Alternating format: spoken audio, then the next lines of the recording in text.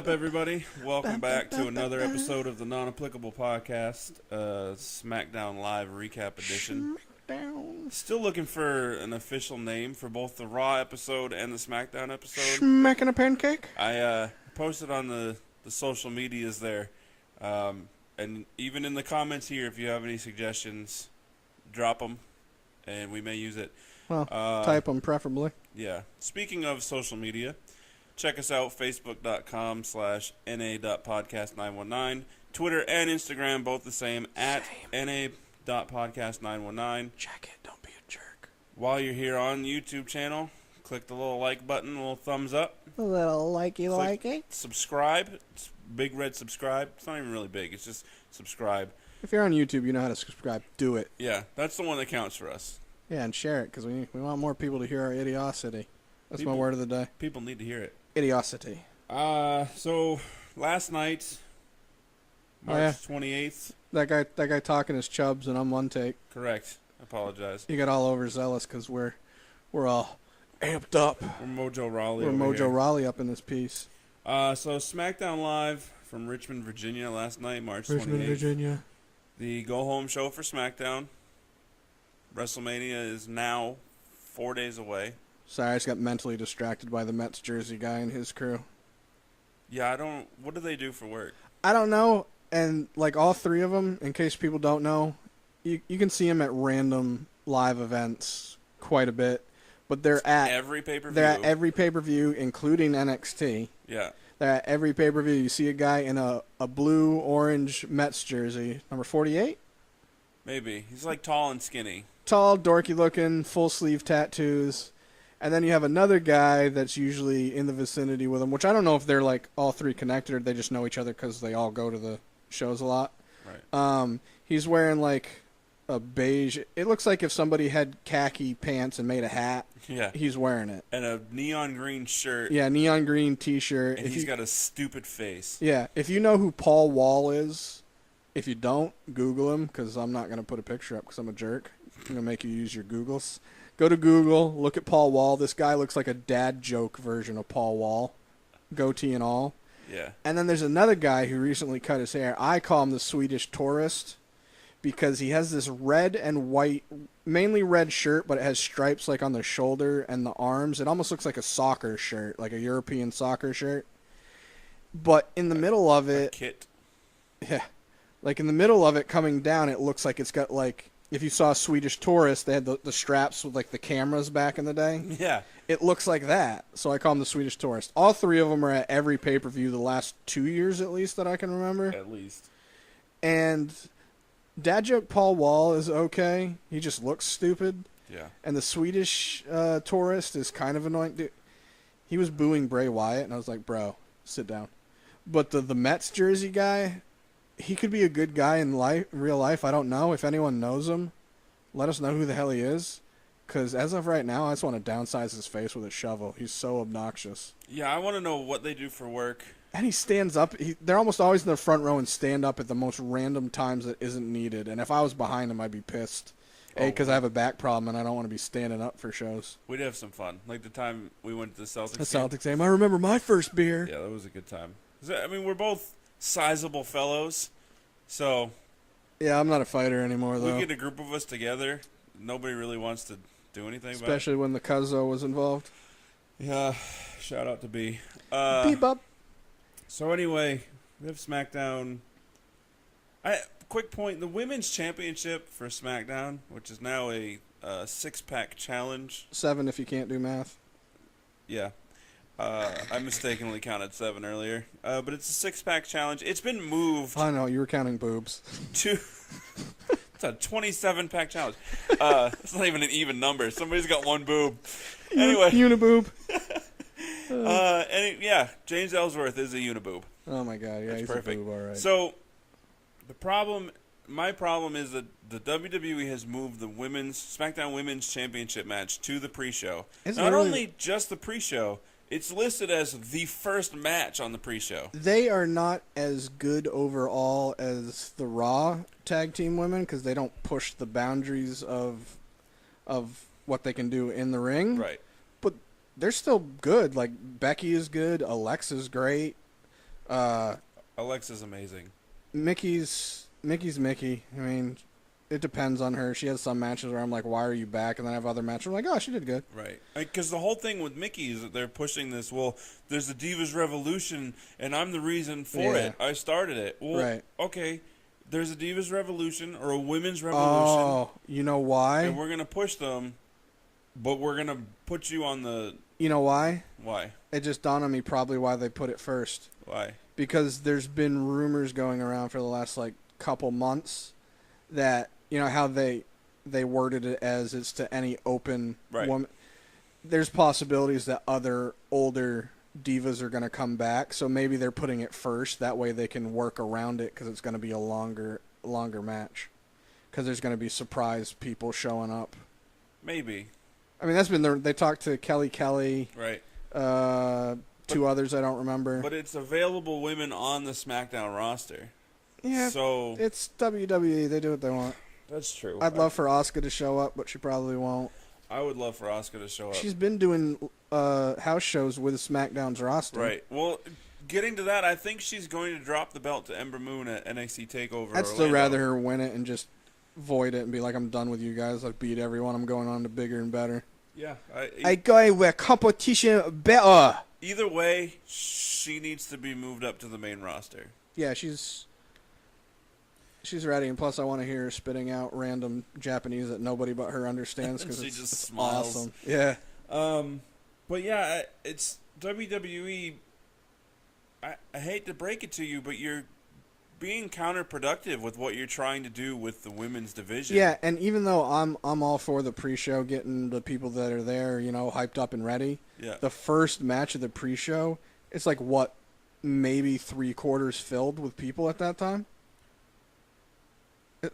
Yeah, because I mean, it is WrestleMania, so people might be there, you know, sooner and whatnot. But with the events going on the entire weekend, right? I mean, because it starts at 6, 8 a.m. tomorrow morning. Yeah, it started already. In case you guys didn't know.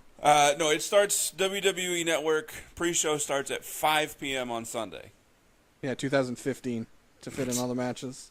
Well, that's so Undertaker can get Yeah, get down to the he ring. started already. I just find it. What they should have done is had a tag team match, SmackDown tag team titles. Put that on the pre-show since they don't have a match.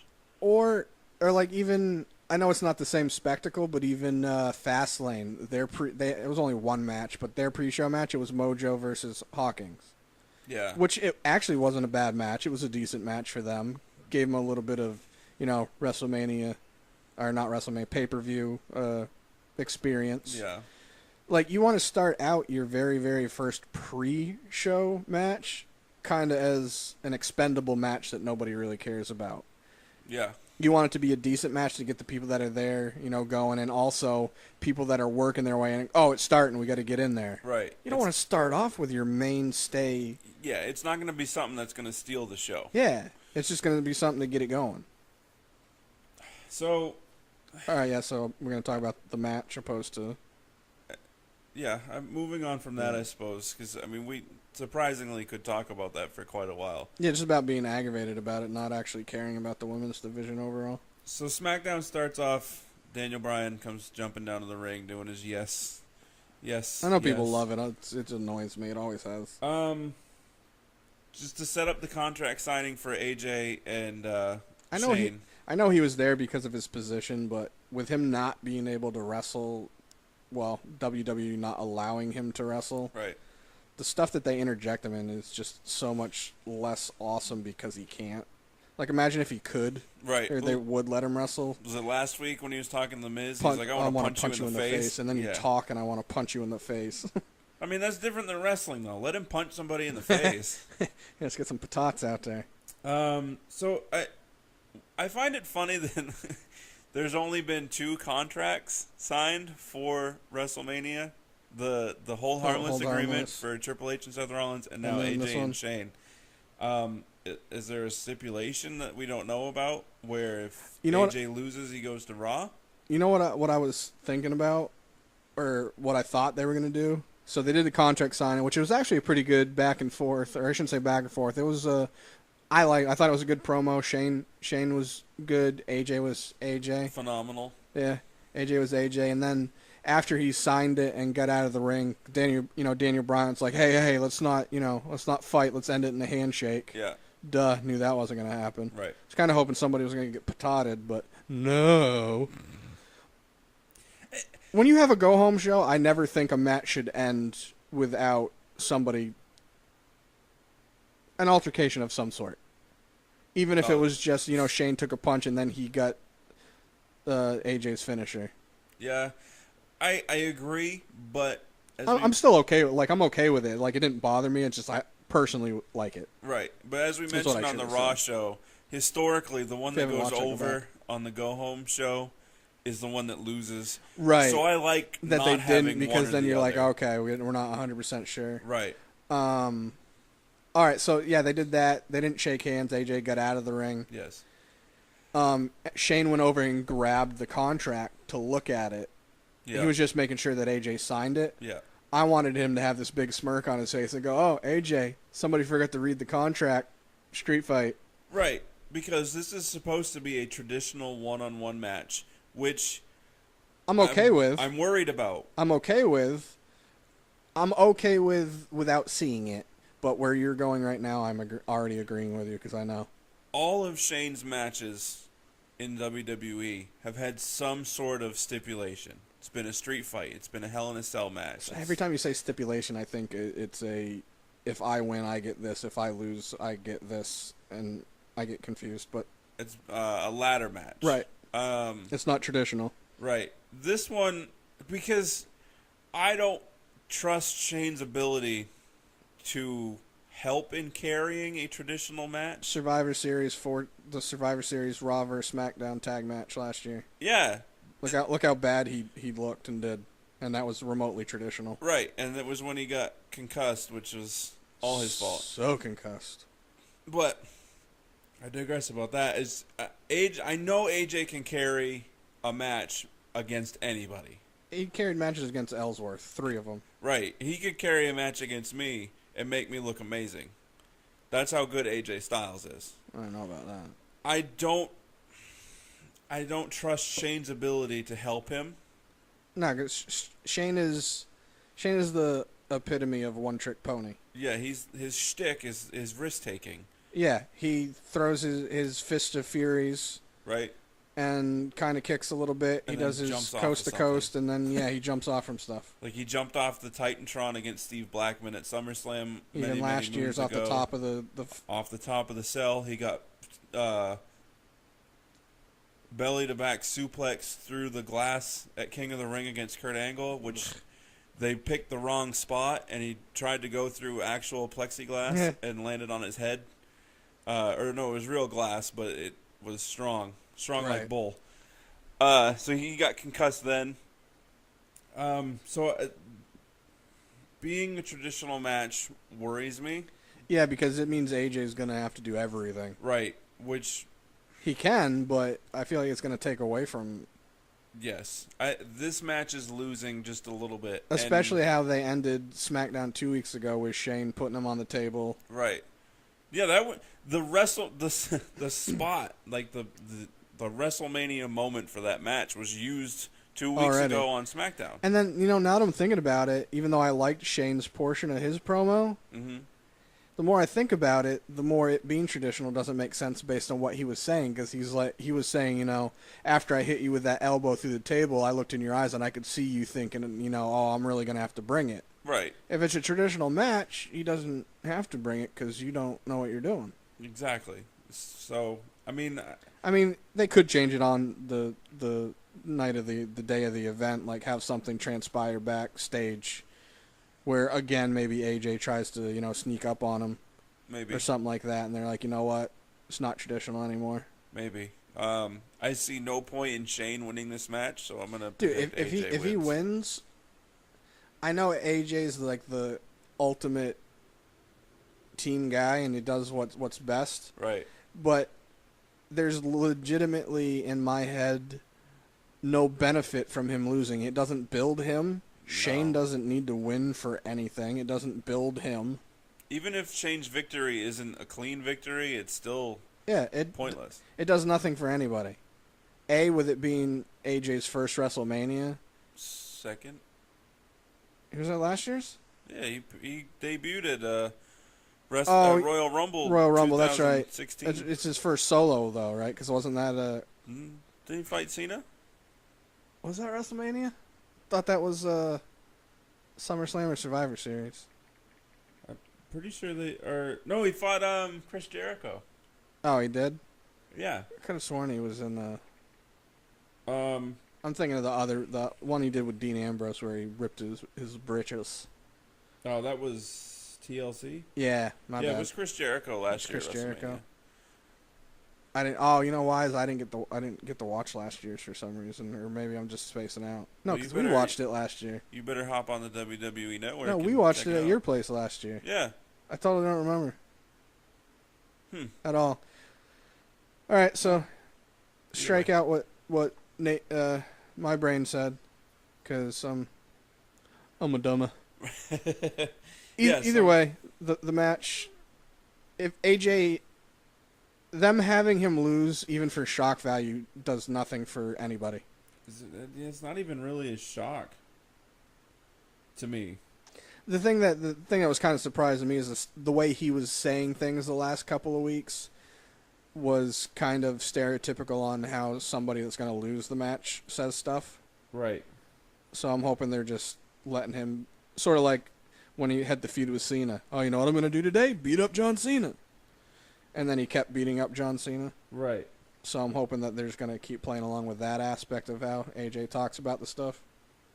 But once I heard a couple things he said, I was like, I swear if they have him lose, especially a traditional match to friggin' Shane. Either way, I want him going to Raw after. Yeah.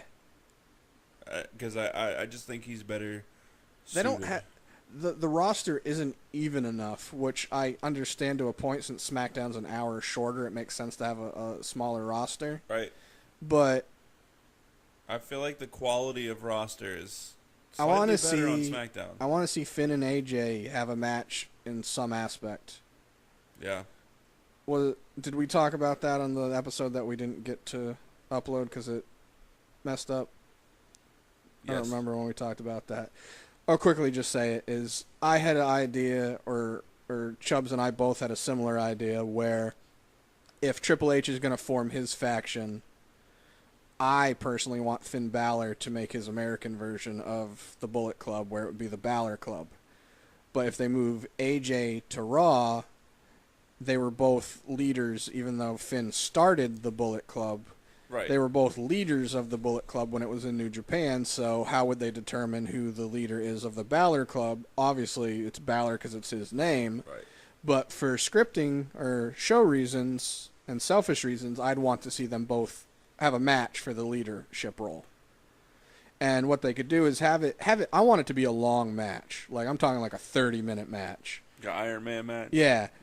And they're just beating the crap out of each other. Neither of them are, giving up. And then at the end, they're both so exhausted, they're either sitting facing each other or kneeling, or like on their knees kneeling against each other and just throwing these tired, like, chest potatoes at each other. And either it is a timed match and it goes out, and then AJ's like, you know what?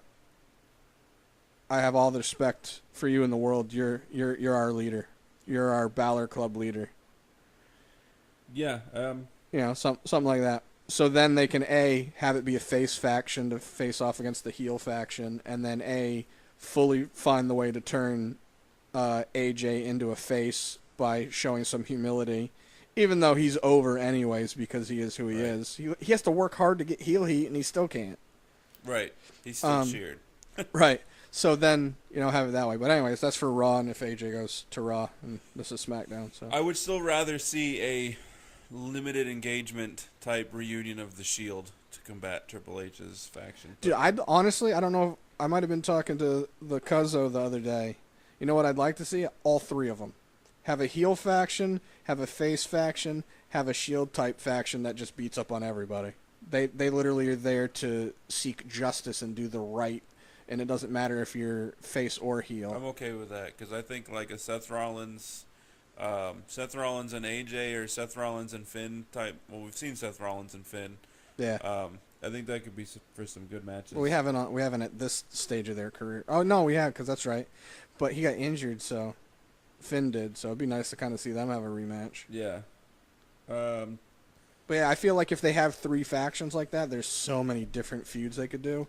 And I was talking to the Cuzzo, shout out to B-Bub. If they have multiple factions like that, like New Japan, for example, they have like 3 or 4 factions, and some of them run like 20 deep. I'm not saying they should do that on WWE, but look at it this way. If you have a faction that has 5 or 6 people on it, have 1 or 2 people in each faction that are guys that you haven't quite figured out what you want to do with them, but they're worthy of being there. Right. Apollo Crew. Have him be on one of the factions where he gets some TV time, he gets more experience, they find a way to get him over that way, and then he can break apart however they deem suitable later down the road. I just feel like with them having multiple factions, they could do so many more things with their extended roster with guys that aren't getting much camera time. Like think of a guy being the 5th or 6th guy in a 5 or 6 man faction that's just on TV and is just there to be there, more or less. He's getting TV time, getting people used to seeing him. Right. Type of deal. I agree with you to an extent. The only downside to that is, and I'll reference something from the wrestling archives, is WCW, when they had the NWO. Right. It got so big. Right, that's why I'm saying that it ended up failing. That's why I'm saying have a limit to it where you only have like maybe 5 or 6, or have 4 or 5. Yeah. And just the reason I say 5 or 6 is I would like to have it where there's 4 main guys and then have the last one that's your green guy that you're trying to figure some stuff out with. I mean, you could even do 3, and then there's just some allies that help them out every once in a while. Right. And they could also do it as where you have that guy where you have, if you have the multiple factions where they're trying to get people out of the other ones, then you have at pay-per-views, the turning on the faction I'm with aspect. There's just so much they could do if they had multiple factions, even if they weren't big, where it would benefit so many more people and give them options for people that they're not sure what to do with right now. I agree, but you'd also have to get rid of the brand split. Yeah. Which, there'd been the rumblings of WWE wanting to buy out Ring of Honor. Supposedly not happening. But if it did, I think that they could do that as the brand split. And supposedly the main thing on their agenda was they really just wanted the archive videos. Yeah. And then if they did end up buying them out, they were the show that they do that's usually aired on Friday or Saturday in most places. Mm-hmm. It was going to end up being on the WWE network opposed to being on TV. Right. I still think it would have benefited both companies. Yeah, I mean, it wouldn't have benefited Ring of Honor as a company because they would have been bought out. But right. Well, yeah, but it still would have benefited because WWE would have been a lot of money. Yeah. I don't know. Part of me is like I really would have liked it, but the other part of me is like I feel like WWE would find a way to make it too WWE like. Yeah. Even though I feel like they're doing a good job with NXT and making it feel enough different where it's good. Right. But they do a lot of stuff in Ring of Honor that they don't let WWE contracted wrestlers do, where it would cut out a lot of stuff. Right. I agree. Some safety reasons and make sense, and some is they just don't want people doing it. So as usual, we digress a little bit. Yeah, which I said I wasn't going to do before we started recording. Moving on with Smackdown episode, we had Becky Lynch versus Carmella. Did we, though? Had Alexa and Mickey ringside at the announcer's table. Right. Which a fight broke out between them. All of a sudden... all four... Oh, yeah. Alexa got Mickey pushed her into the ring. And then Mickey ended up punching Carmella, right? Right, yep. Yeah. So then we go to commercial. And come back into the tag match, which is really hard because there's 3 heels in one face. So Mickey's remotely a tweener. Yeah, I don't expect her to stick around much longer. Nah, I figured she was coming back because she can, and she's at a point where she could. She didn't even really get that big of a pop in her hometown of Richmond. Which, I mean, you would expect hometown people to do so. Yeah. By the way, that match was, it wasn't great. Yeah, Carmella pinned Becky off of a distraction. The distraction being little worm with no chin. Oh, yeah, that's right. James Ellsworth. Ellsworth right now is a perfect example of they kept him on because he was getting such a pop, and they have no idea what to do with him, so now he's just annoying. He's not even entertaining. Right. He's got just a pop as himself, and now they've changed him into this heel that is... He's just an idiot. Clamoring on to Carmella for because he introduced Carmella, and he was saying how he was like, I'm the... What did he say? Like, I'm the most handsome, blah. I was like, bro, I know you're trying to sell some confidence, but you have mirrors. Right. Yeah, it was just Chinsane. And also during the tag match, middle of the match, Natalya's music hits and she comes down just to join the announce team. You know what else I'm sick of hearing out of her? It's which I'm not a fan of her anyways. Huh? Everything? Yeah, because she sounds like a heavy smoker every time she yells. Yeah. Right. No, I'm so sick of her using Brett's catchphrase. Oh yeah, the best there is, the best there was, the best there will be. No, you're not. No, you never will be. Has she held the championship? She held the Divas championship for like a minute. Yeah. Yeah, but, I mean, do something with your career and then talk. Yeah. You can't just go off the shtick of I'm related to the Hart, I'm part of the Hart family, therefore I am, when you've done nothing to substantiate it. Right. Plus, I don't like her anyways. If she didn't talk, I probably wouldn't bother. Her voice just drives me nuts, and I'm with you on that. She looks like she smells like dandruff. After the match, and this is something that should have waited for WrestleMania. So ridiculous that they did the women's title match is being booked as any available woman on the Smackdown roster, which we talked about last week on why they did it. And apparently, according to Wikipedia, it's going to be a 6-pack challenge. The sixth person being the returning Naomi, who dropped the belt because of injury. We weren't sure if she was going to be able to go for WrestleMania. Right, so they made the open-ended vague. Right, and then she makes her return on SmackDown, on the go-home show before WrestleMania. Worst idea ever. In Richmond, Virginia, knowing that WrestleMania is going to be in Orlando, where she's from. Yeah. I mean, the pre-show or not, the pop that she would have got, it would have definitely been better than Mickey's in her hometown. Yeah, this was a wasted segment on a live show. Yeah, I think it was a ratings grab, I think. Yeah. Which it didn't help at all. Those are the things that people don't think about when they talk about how SmackDown's beating Raw in ratings. They don't think about, like, story-wise how, yeah, it got people to talk about it and it made the ratings better, but it was actually a dumber thing to do. Yeah. Even though SmackDown has been doing better, I literally, once I heard her music hit, I went, oh, you idiots. Yep, I did too. Because this was one of two moments in last night's show that made me reconsider me wanting to claim SmackDown as the A show. You know what they need to do is once her music hit, they needed Jericho to show up. You stupid idiots. That would have been hilarious.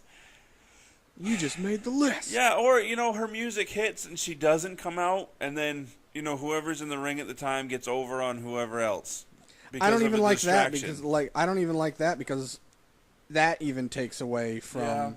Yeah. I mean, they could have played it into, like, if Alexa, wanted her being like having her grin and haha, I played that music to distract you guys. Yeah. So they could have done it, and with her not showing up, yeah, I guess that would have made definitely more sense than having her show up. Yeah. No, I agree with you on that. So we move into the. This has been one of the best segments week in and week out. I forgot for SmackDown. With the John Cena, Nikki Bella versus The Miz and Maurice feud. I wonder if they did the Tyler Breeze Fandango thing before that on purpose. Why? because it was kind of segueing into, because they did that, then it was the commercial, then it came into Miz TV, because, Tyler Breeze is dressing up as Nikki. Possibly.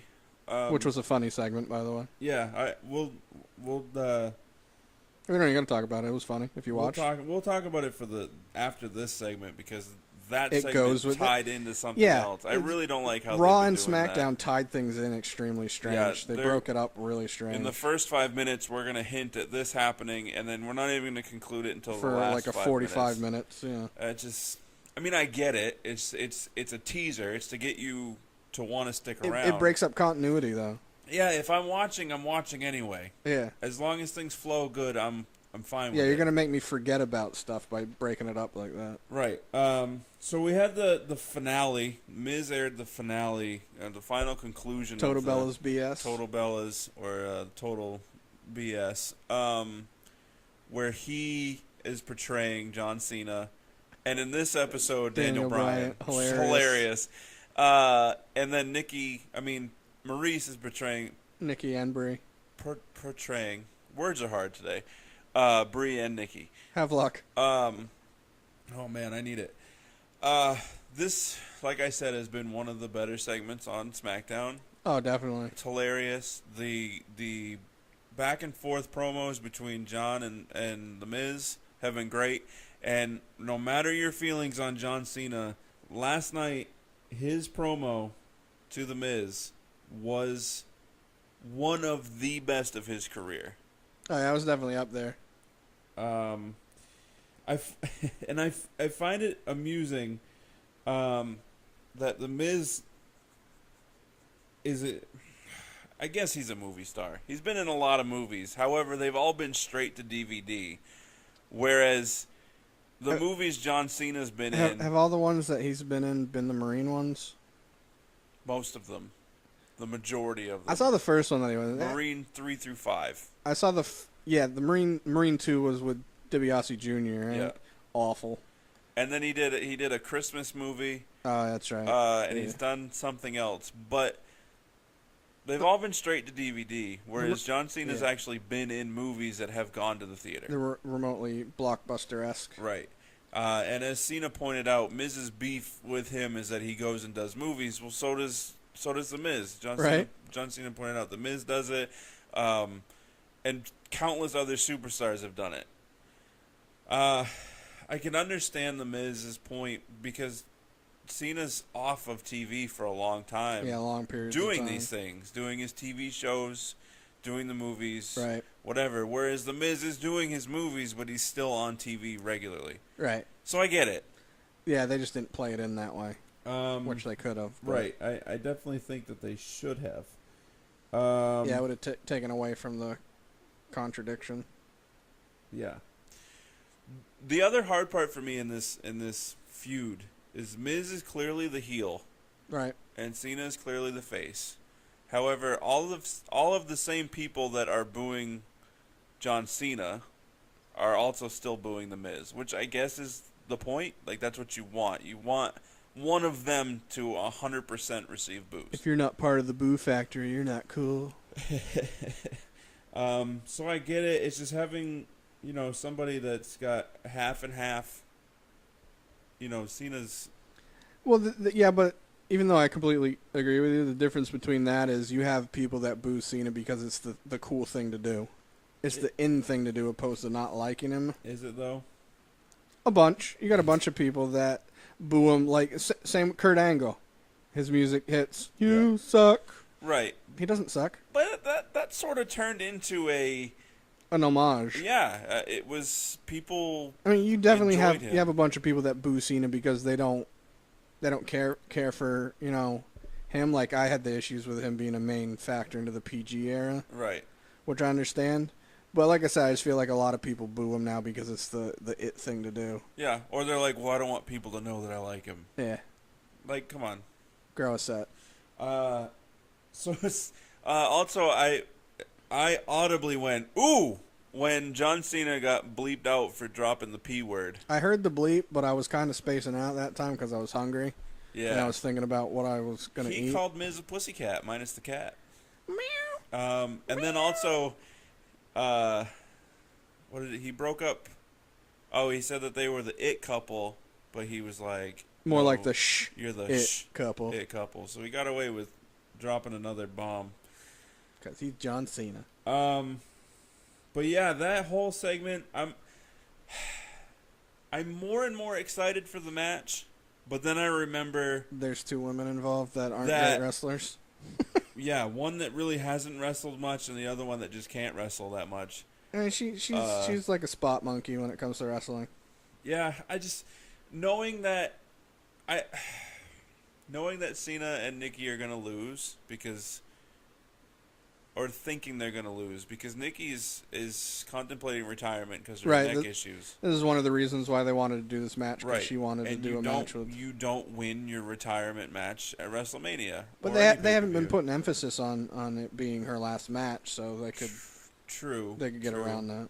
But I also think since the whole premise is that Cena's got so much control in WWE and that he buries people because he wants to, he should lose. He'll lose just so he can point to Miz like, you know. But at the same time, if he does win, it gives Miz more ammo for the next few months while Cena's off TV doing some movies. Ironic. Yeah. So I guess it could go either way. The thing that kills me. That's how the Miz should end the match. He does his finisher, and just before he does it, he looks at him and goes, "Now you can go do your movies." Wow. The thing that kills me is that more than likely John Cena is going to propose to Nikki. People that know me know that I'm against the M word. Right.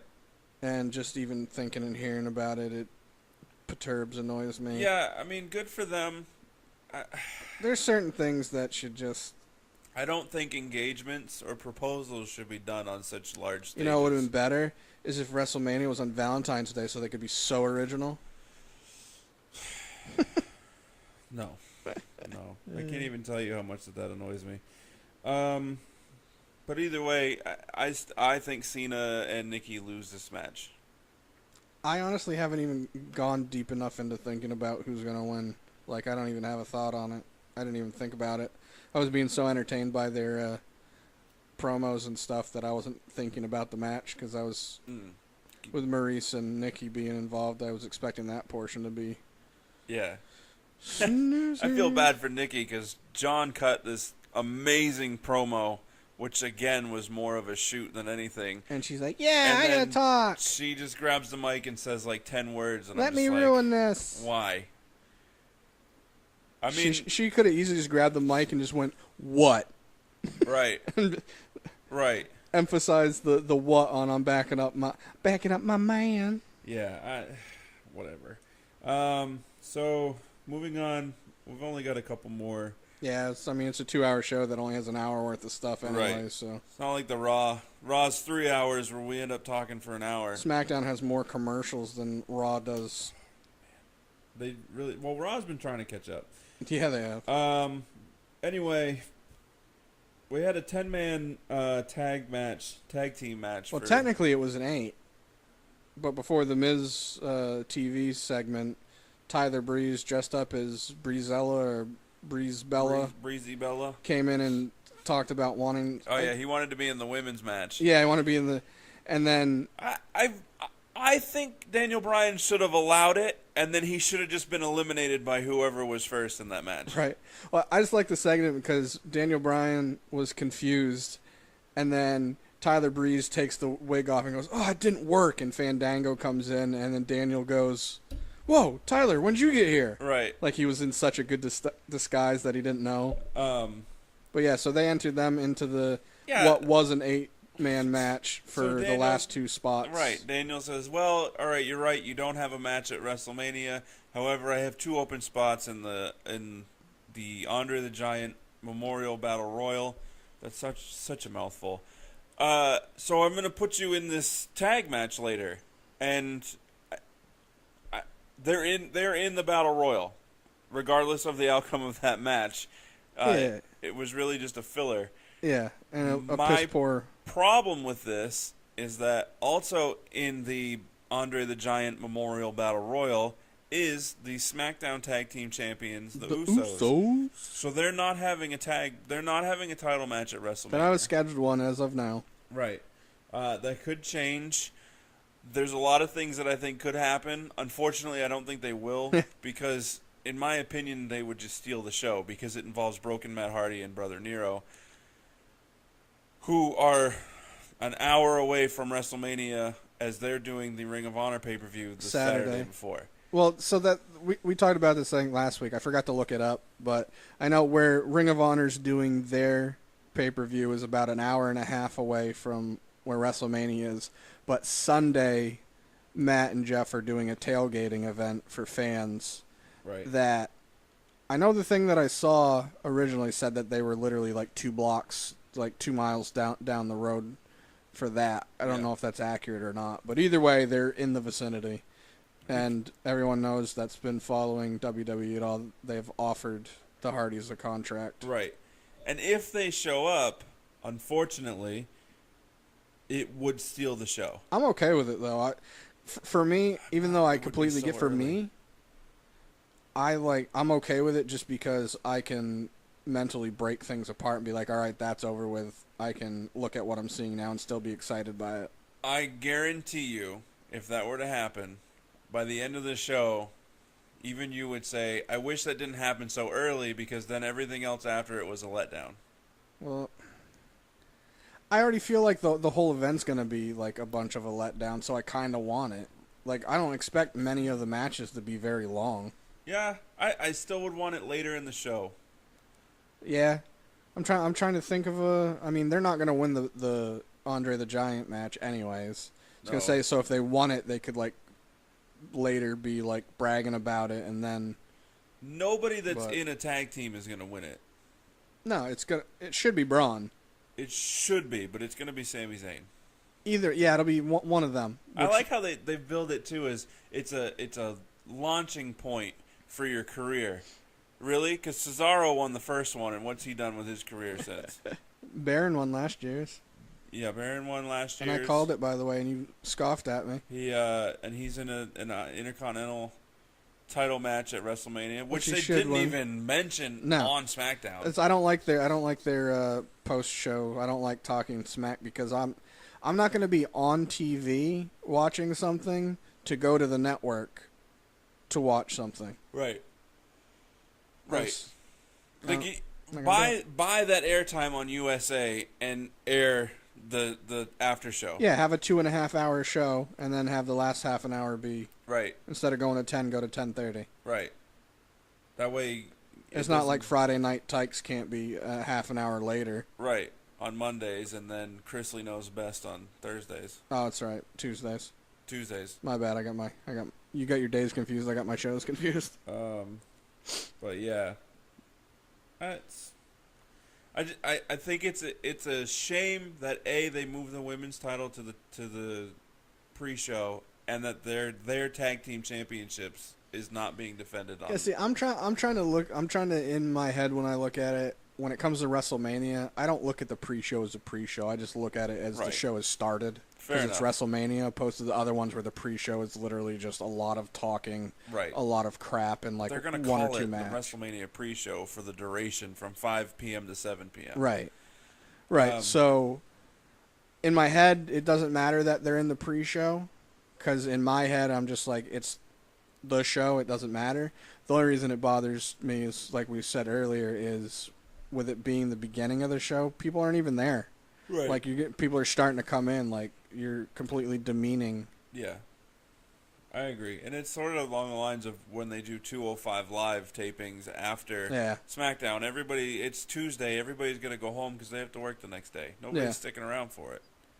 I think their original thought process was, if Raw's already going to 11 o'clock, why can't we have 205 right after SmackDown and still go to 11 o'clock? Yeah, and it's the same, but when you're putting it on the network, right, you're losing viewers that way. Because another thing, like, I don't watch it because even though I know it's coming on, I forget.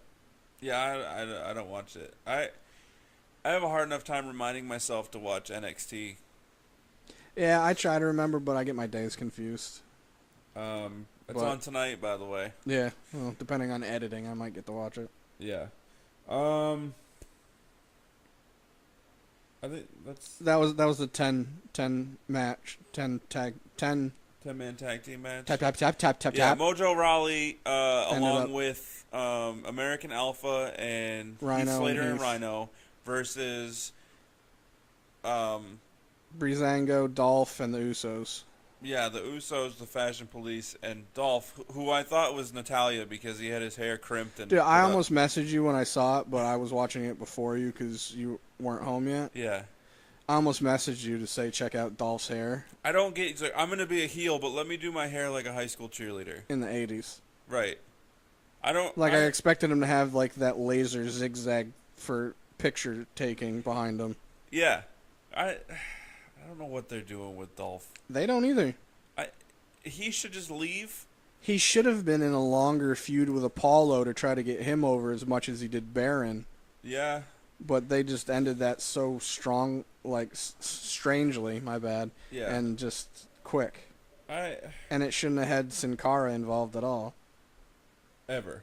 Well, even though the reason he got involved with it was because of Sin Cara protecting him, Right. ultimately it should have been a one and done with the three of them. Then it should have been the one-on-one feud. Yeah.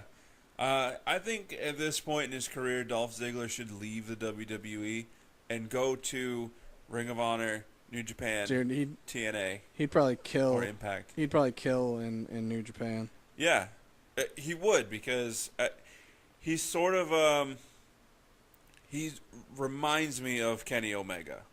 Well, he just has, like, he's one of the guys where I feel like he doesn't get to show how good he is because of WWE going, you're not allowed to do this, you're not allowed to do Right. that. And he's going to be, restrained for WrestleMania because he's in the Battle Royal. He could be the third Young Buck that have a super kick party. Chubbs doesn't know what I'm talking about. he's It's not all young. right. Huh? He's not a young buck, though. It could be He's an old buck. the mentor Buck. Well, maybe. But yeah, I think his career is a little bit stagnant in WWE, and it's time for a change. Even if it's for like a year and then he comes back. It kind of has been stagnant for a while. Like he won when he used the Money in the Bank back in the day. Yeah, he's a 2-time heavyweight champ and a several-time Intercontinental Yeah, champ. the last Intercontinental one was a decent workup, but it didn't last long. Right. And right now, like, he's just at a point where, even though I really like him in the ring, he's not bad on the mic, but he's not intriguing. You know what I mean? Like, Right. he doesn't like get your attention. Captivate you like Bray does, or Yeah. like But AJ. he puts on really good matches. Yeah. But he's at a point in WWE, his portion of his career, where, like, he's not in line for any of the belts. Any of them. Right. And it's because the brand split, there's the major title, I'll call it a minor title, and then the tag team titles. Yeah. So he just lost not just lost it, but he recently, his last title was the Intercontinental title. Correct. And then just obscurity because you can't do anything with him. Yeah, unless after Mania he's going to get a push. Yeah, because his feud with Baron was before Right. the Ambrose one. Because his whole thing was the feud with Miz for the Intercontinental title was he can't win the big one. It was supposed to be a defining career moment. Yeah, and then he wins it, and then he loses it to Dean, and then he turns heel, and he's just kind of disappeared off the flat Earth. I don't think Earth is flat. I'm just surprised by all these people that have traveled across the country that think it is. Yeah. But that's a whole nother subject. That might be a rando discussion podcast.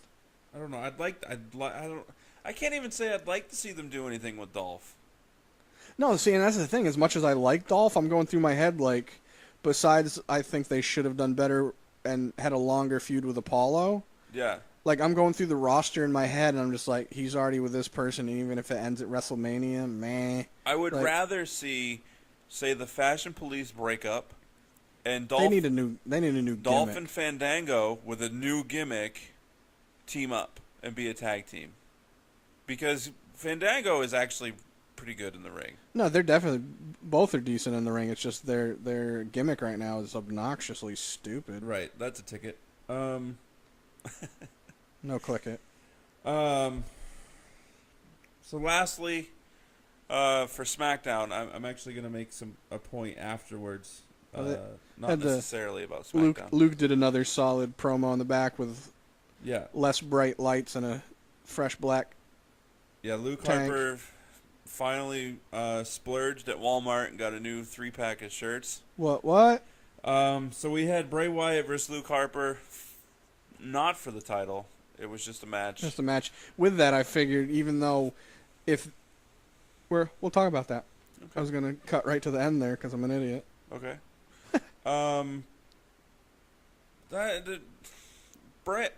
Luke Harper has been so far out of this storyline. They didn't do it as well as they could have and as well as they should have with him. Right. It's like almost not making sense. Yeah. They broke it up too much. It's like they instead of having him be... It started out where Luke was interjected right from the beginning when Randy joined the Wyatts. Yeah. To Luke left because he was like, screw this. Because he was trying to point out to Bray that he was not playing who a game. He says he is. Yeah. Right. And then all of a sudden Luke was kind of out of it and he'd like appear once and then you wouldn't see him for 2 weeks. Right. In it. And then all of a sudden he's going to finally end Bray. I feel like this didn't do a good job of having him at least in the background or like appearance-wise. What they could do, but they can't now because I guess they could. If say Bray loses to Randy at WrestleMania, loses to Randy at WrestleMania, which I don't think he will, nor do I think he should. He shouldn't, but and if he does, he should win it back relatively soon. Yeah, like later that night. Because it should be sort of a thank you to Randy from the company for A, all his hard work, B, getting that concussion on purpose from Brock Lesnar at SummerSlam. And Staples. So maybe he should get to hold the title. So I feel like, because even though he's getting towards the end, he's like, slowing it down a little bit. Right. I feel like they could find another way to do it because the way Bray has been long time deserving of the belt. Yes. Has it. And even though Randy is obviously a respectable enough competitor to lose the belt to, right. The way they've been building it and with his sister Abigail stuff, yeah. And Bray being, this new entity in power, to have Randy beat him, even how SmackDown went, I just feel like it undersells it. The way SmackDown went was that Randy presumably negated. I don't know how Bray absorbing what was already something dead's entity, absorbing their power, becoming a more powerful entity, can then later be taken out by killing what's already been killed driving again for the killing stake into time. The ground. Yeah. Yeah, I agree. They definitely they've done such a great job with the storyline that last night's arc on it it wasn't much of an arc. Yeah. It fell really flat. Yeah. And they added things into it that made me mad because they didn't in other stuff. But what I was thinking is if Bray were to lose to Randy, then on SmackDown he goes to Luke and says, "Luke, you were right all along. I apologize. Come back to the family." Luke says no. Then Bray needs to start over from scratch and ends up getting his belt back. Yeah, that's one way that they could do it, and it would sort of make sense with the whole Luke Harper angle that's not really been there. And also think about Eric Rowan. Right, because he's supposed to be coming back. Dude, I don't know if you saw it or not. I was talking to Cuzzo. Did you happen to see the clip of Eric saving Sister Abigail? No. I don't know if they didn't incorporate it into this because it didn't get... I think they recorded it, put it up on WWE.com or on their Twitter, and I don't think it got as much play as they thought it was going to, so they didn't incorporate it in. I wish they would have. It starts out where you see Eric Rowan in his, normal green jumpsuit. Yeah. And he's wearing the sheep mask. The video is not in black and white, but it's heavy grayscale. And he's walking. You just see him walking and fire in the background. And then he's kind of got a rope over his shoulder. He stops, turns around, and the way he turns, you can see the rope is tied to a dead body that's wrapped in a sheet. Okay. And he's dragging the body. Right. And then all of a sudden he's in this shed, and there's a body across the table from him with another sheep mask on, just sitting there. And he goes through like this, like, not tackle box, but like, you know those cookie tins back in the day? Yeah.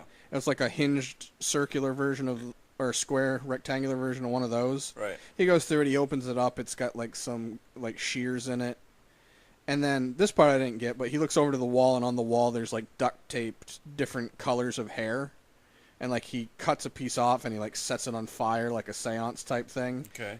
And then the whole time, like, it's all kind of like grainy and cutting out like Bray's video promo does. And then he reaches over and he cuts off what is probably Sister Abigail, cuts off some of her hair, staples it to his sheep mask, and puts it on. And then the whole time he's just sitting there kind of leaning back and forth, and it's kind of like really awkward and stuff like that. It was kind of dark. It was nice. Okay. I just felt like they ended up not incorporating that into this story where they could have, I mean, they technically still could. They could still add it, you know, before the match starts, like show the video or portions of it or something, and have Bray go, haha, you didn't get anything because Brother Eric already saved her. But yeah, I suppose that kind of would have been a neat angle, because then Bray, you know, not necessarily relying on Sister Abigail, just can still lean on the family and say, Randy, you can do what you want to try to break up my family, but I'm always going to have somebody. Right. Okay. But like we said, I think Bray is going to win. I hope he does. Even though the respect factor, like you said, I'd totally okay with. Just I feel like Bray deserves it. Yeah. And like AJ says in the wrestling business, he doesn't like the word deserve. But then Bray's earned it. Bray's earned it, yeah. Yeah. Bray, one of the best on the mic. Especially what he started out as. Husky Harris. Yeah. Amazing in the ring for a gentleman his size. Yeah, he's quick. But yeah, I'm interested to see where his storyline goes after WrestleMania. Yeah. Assuming he wins. I'm curious because, I mean, they're obviously trying to make him face. I'm just curious how much of the supernatural aspect they're going to keep going with it. Yeah, because that kind of counteracts the face aspect. Yeah, which it shouldn't, but I mean, look at Taker. He's always been supernatural. Right. Finn Balor's demon. But I guess we'll see. See what happens. I saw somewhere too that Randy has expressed interest in becoming a heel again. So this could be their way of. I mean, dude, he burned a dude's house down. How is he not the heel going into this? Right. This could they could do some sort of angle where it's a double turn where one goes heel, one goes face. Right. The only way I can see that though is if, say, Rowan does interfere, but Rowan, he teams with Randy. Yeah. Like Randy gets him to team with him. Well, see, that was the thing that I was thinking about. Is what if Eric comes back and is like, if they did do the turn, and he goes, "Wow, Orton's got the juice now," basically. Yeah. I'm with that side. I follow the power. Right. I guess we'll see what happens. Yeah. I think there will always be a replacement in the Wyatt family. Even though I would like to see Bray go out on his own and just do a solo gig for a while. He's expressed in an interview that his real-life brother, who is Bo Dallas, he wants to work with Bo Dallas. And Bo's been growing a beard for a while. This is true. So that could be interesting. And I've been saying forever that they should just pair them together because it would help Bo immensely. Yeah, well, and Bo, even though he's on Raw, he's one of the guys that, as is, he's expendable. So it's not like they would necessarily need to make a big deal out of sending him to SmackDown. Right. It could just be an easy transition. Oh, you're on SmackDown now. Nobody really noticed you weren't there before anyway. It could literally just be a look. They weren't doing anything with me on Raw transition. Right. But we digressed. Bray ended up winning the match. Bray wins the match. Orton did the thing where he said he's going to negate what Bray did the week before by absorbing the entity power. By stabbing the ground with that stake. It was really weird. It missed for me. Just did not equal what they had been doing. No, and like in that video, they had it where after he stabbed it had like burning embers coming up through that they put in, and that just annoyed me because they should have done stuff with that with Bray. Yeah. The week before. Plus, it was 75% recycled dialogue. Yeah. So. And how I wanted to end, after I saw they were doing the video, is I wanted Orton to appear in the ring after his video cut out. Yeah. And Bray basically turn around, get RKO'd out of nowhere, and pop back up, and then Randy basically be wide-eyed like, uh-oh, and them just stare down each other, and then show ends. Right. But they could be saving that spot for WrestleMania. They need to. Like, I was watching the Luke and Bray match. I was like, for somebody like Bray that has absorbed this entity and has become the almighty Lord, he's getting beat on. Yeah. I mean, it was Luke, and they could say Luke was part of the family, and he had some of the juice too. But I just felt like as much as I liked it as a match, as far as the story goes for Bray, it didn't make as much sense to not have him, like, no selling, basically. Right. But, guess we'll see what happens. We shall see. One last thing that I want to touch on. Alexa Bliss, that's what I want to touch on. And then we'll get out of here, because this episode's running fairly long for Yeah, because Nate digressed like usual. NXT TakeOver Orlando is the Saturday before WrestleMania. Yep, Saturday. On WWE Network. Correct. 4 matches. Really? Yep. It's only an hour long as well? I think it's 2. Okay. I think it's 2. They have, I can never say his name right, Andrade Cien Almas versus the Aleister Black, who I know nothing about. Yeah, that's going to be his first match. Right. Cien's been on a tear. I don't remember who Aleister used to be before WWE.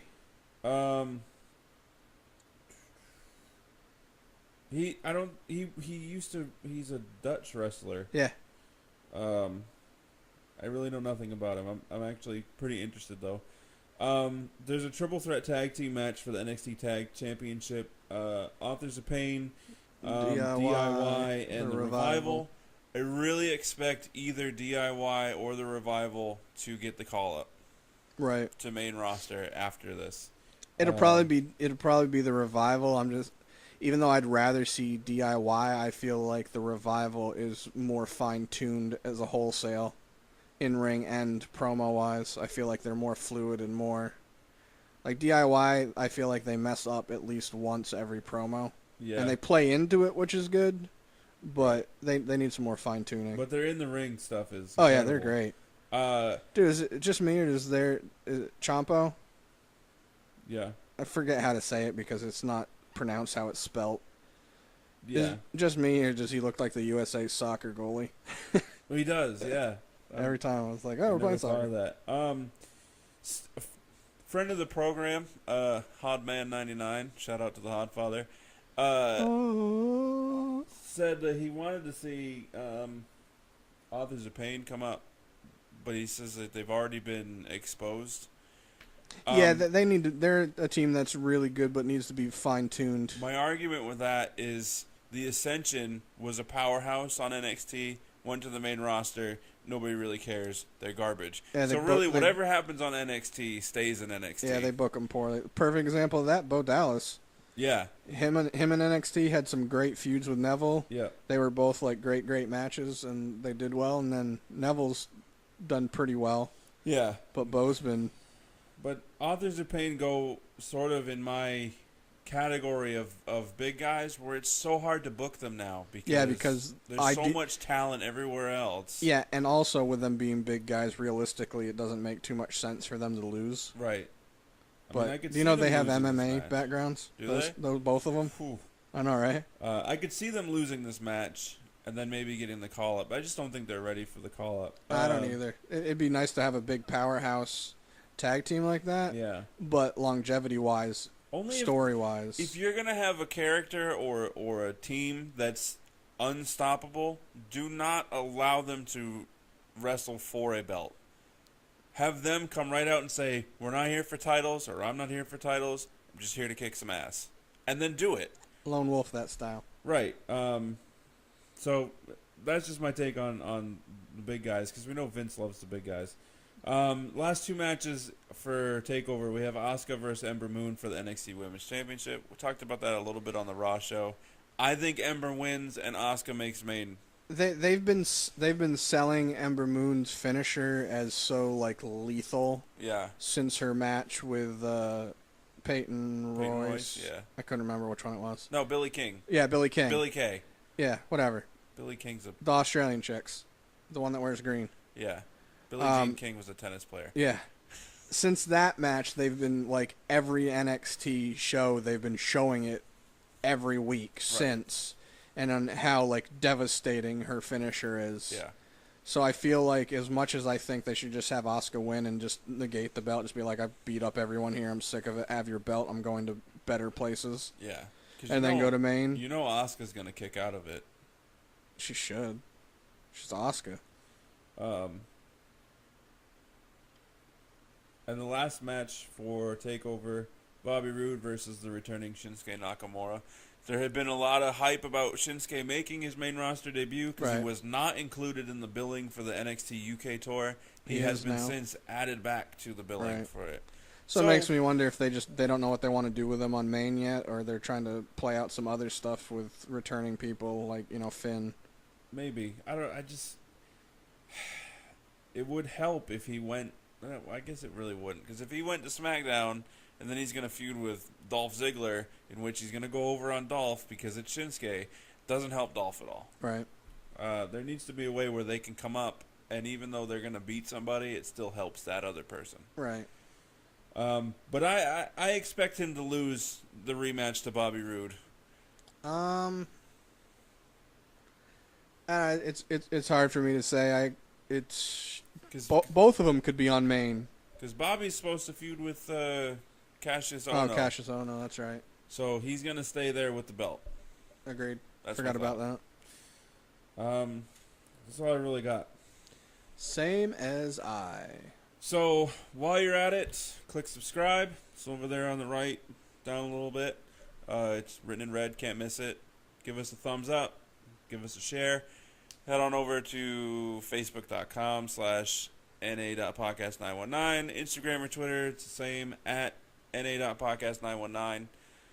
And in case you're just listening and not paying attention to the video, it will be on the screen for visual memory reasons. See.